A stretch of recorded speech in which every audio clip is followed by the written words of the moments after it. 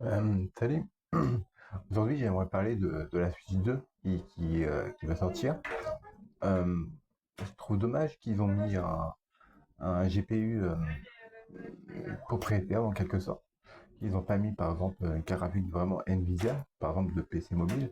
Elle est l'équivalent d'une RTX 2050. Ça aurait été bien qu'ils passent plutôt sur des générations plus récentes, comme des RTX 4050 par exemple, ou partir pourquoi pas sur des Intel 140V qui sont intéressantes. Et en processeur, ça aurait été bien qu'ils prennent par exemple un Elite 8 de chez Snapdragon. C'est des deux performance cœurs qui tournent à 4000, 4500 MHz, si je ne dis pas de bêtises, 4300, et avec 6 cœurs qui tournent à 3500, enfin 3000, 3,53 GHz. Et donc bah, ça fait un 8 cœurs. Et donc bah, c'est intéressant parce que c'est un processeur qui consomme pas énormément et qui a pas mal de puissance brute. Et donc bah, pour la Switch, ça aurait été intéressant. Certes, c'est un processeur maintenant qui commence à se parce que maintenant il y a le Elite, il y a le Snapdragon Elite euh, Plus, je crois, il me semble. Ouais, un truc comme ça. Enfin, il y a un modèle qui est au-dessus. Donc bah, il commence à vieillir, hein. Donc bah, il doit plus coûter très très cher. D'autant plus que vu les quantités de Switch 2 que Nintendo va sortir, les prix vont forcément être moins chers. Donc mettre un Snapdragon 8 Elite sur la Switch 2 aurait été un choix judicieux parce que bah, avec deux performance cœur à 4300 MHz et 6 à 3500 MHz, bah, ça aurait été intéressant parce que bah, c'est une bonne gestion d'énergie. Il y a deux performance cœur qui permet, bah, par exemple, s'il y a besoin de puissance de calcul. Et par exemple, après, comment dire, le logiciel qui est dedans pour gérer des jeux pourrait très bien utiliser des seekers non et les 3500 MHz s'il a besoin des deux performances cœur afin d'économiser de la batterie par exemple. Et de mettre par exemple une parce qu'en fait la graphique je sais plus exactement le nom qu'ils lui ont donné, je crois qu'il y a c'est 232 ou 239 je sais plus quoi, enfin bref ils auront dû l'appeler Nvidia ou un truc comme ça, mais c'est comme la carte la Switch 1 où elle avait une Tegra dedans et c'était de la marque Nvidia. Donc bah s'ils auront mis une carte graphique bah, de chez Nvidia par exemple une 4000 une 4050 par exemple, hein, c'est assez ancien, maintenant on est en version 5000 sur les PC, qui consomment pas énormément. Euh, on aurait eu des performances assez intéressantes. Après, il y a aussi chez AMD le AMD AI 370 HX, si je ne me trompe pas, avec 12 cœurs et avec une carte graphique intégrée de 890M, qui est aussi intéressante en termes de performance graphique. Après, certes, la version, la RTX 4050 est plus performante, mais disons, s'ils ont fait ça avec Qualcomm ou même faire du AMD, hein, pourquoi pas, ça aurait été intéressant. Bon, soit ils ont choisi leur modèle de processeur, etc., et graphique.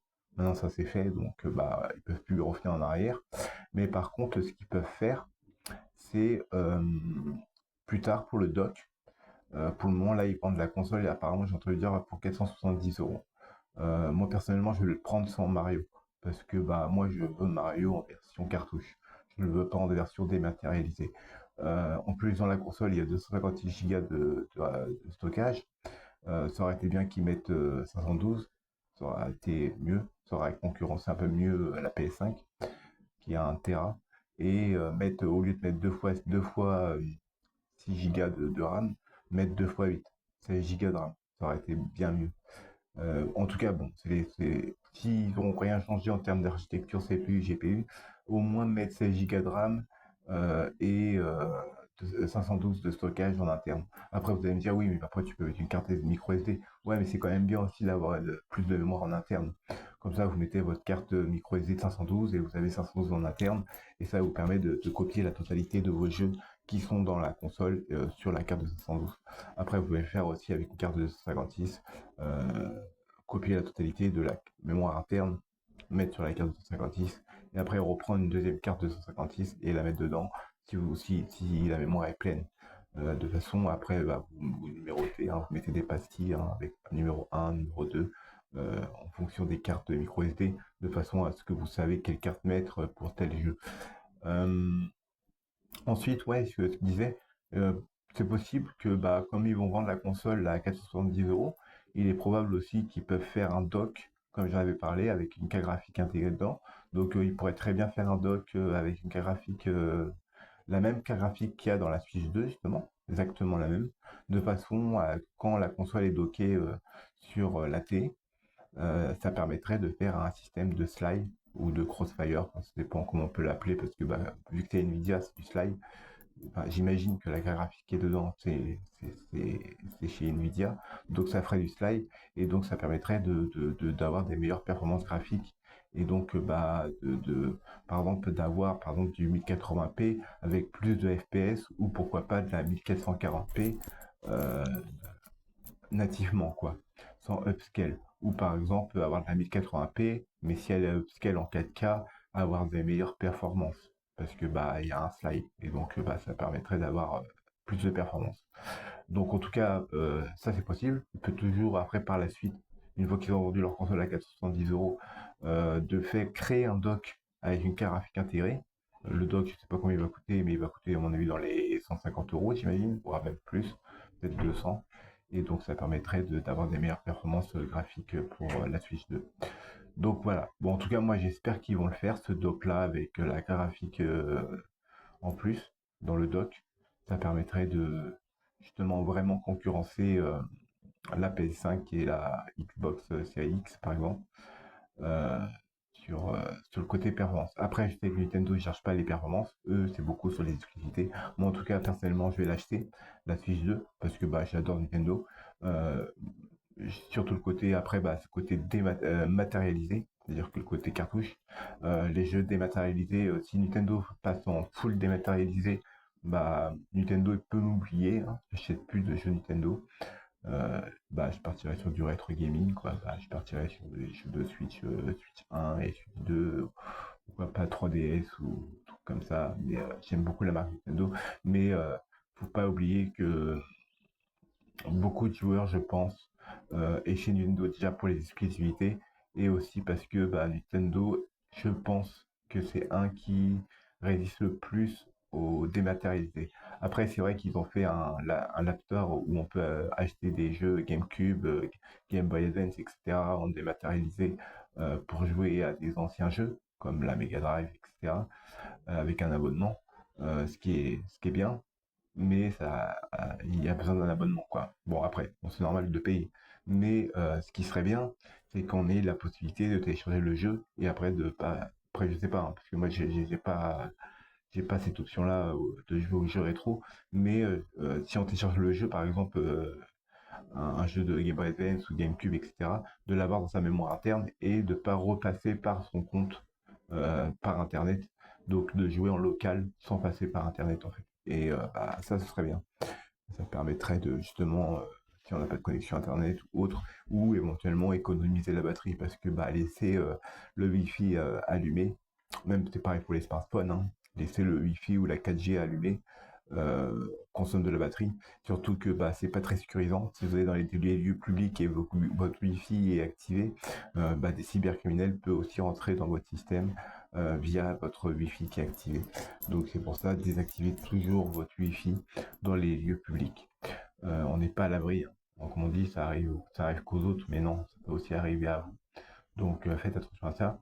Euh, ouais, donc ouais, ça concurrencerait les autres consoles sur ce plan-là. Après, les cartouches Switch peuvent monter en termes de stockage, c'est plutôt intéressant, hein. Déjà, la Switch 1, avec les jeux de Switch 1, on peut aller jusqu'à 64 Go de mémoire interne, donc c'est plutôt pas mal. Donc après, j'imagine que même plus, hein, parce que euh, je pense qu'on peut monter quand on voit des micro SD qui vont jusqu'à 2 Tera, donc il est possible de mettre sur une carte de Switch 2 Tera de jeux. Mais bon, aucun jeu fait 2 Tera. Mais il y a beaucoup de jeux qui commencent à dépasser les 200 Go. Ce serait intéressant. Après bon, il y a les mises à jour, etc. Donc quand on achète la cartouche, il y a les mises à jour, etc. Euh, et d'ailleurs, ce serait bien que Nintendo fasse en sorte que quand on met les cartouches et qu'on fait les mises à jour, que les mises à jour se mettent pas dans la console, mais dans la cartouche. De façon après que c'est permanent en fait. Que ça recrée, ça s'additionne en fait aux données qui sont dans la cartouche. Bon, avec un chiffrement, etc. pour sécuriser justement la mise à jour. De façon à que pas n'importe qui modifie la carte. Et donc ça permettrait de justement d'avoir son jeu tout le temps à jour. Et donc éventuellement si après on veut revendre dans notre jeu en occasion, il serait à jour et il n'y aura pas besoin pour l'autre personne qui récupère le jeu de, de mettre à jour le jeu. Et donc ça pourrait être une idée intéressante à envisager en tout cas. Et donc en plus ça prendrait pas de mémoire dans la console. Et donc en fait, c'est de faire les jeux, quand ils créent des jeux, de laisser toujours un petit peu de place en plus dans la cartouche, de façon à ce que quand il y a des mises à jour, euh, d'avoir les mises à jour dans la cartouche. Après, certes, ils ne savent pas quel poids va faire les mises à jour, le nombre de mégaoctets ou de gigas, mais déjà, s'il prend des cartes déjà un peu plus hautes, mettons, il laisse 20% de mémoire en plus libre, ça permettrait déjà de stocker quelques mises à jour en plus dedans et de libérer de la place interne dans la console. Par exemple, sur ma Switch, hein, pour par exemple Pokémon Perle ou Pokémon Diamant, la, le jeu me prend 3,7 gigas hein, sur la mémoire interne. Alors que c'est une mise à jour. C'est limite comme si la console avait stocké le jeu dans la Switch, quoi. Limite, j'aurais pas besoin de cartouches. D'ailleurs, ça aussi, ça pourrait être intéressant. Quand on achète nos cartouches en matérialisé, ce serait bien qu'on ait une option de pouvoir copier nos jeux cartouches et de les mettre dans la mémoire interne de la console. De façon, comme ça, quand, mettons, pour en mettre, je sais pas, en fonction de la mémoire, parce que là, ce sera 256. Donc après, en fonction des jeux, du poids qu'ils font et tout, mais de pouvoir mettre les jeux qu'on veut jusqu'à la limite maximum de place qu'on pourrait mettre, et de façon faire un peu comme Netflix, par exemple, vous pouvez jouer 10 fois au jeu, lancer 10 fois le jeu, et après, va falloir remettre la cartouche pour prouver que vous avez encore le jeu, quoi. Et donc ça pourrait être aussi une idée intéressante pour Nintendo. Donc voilà.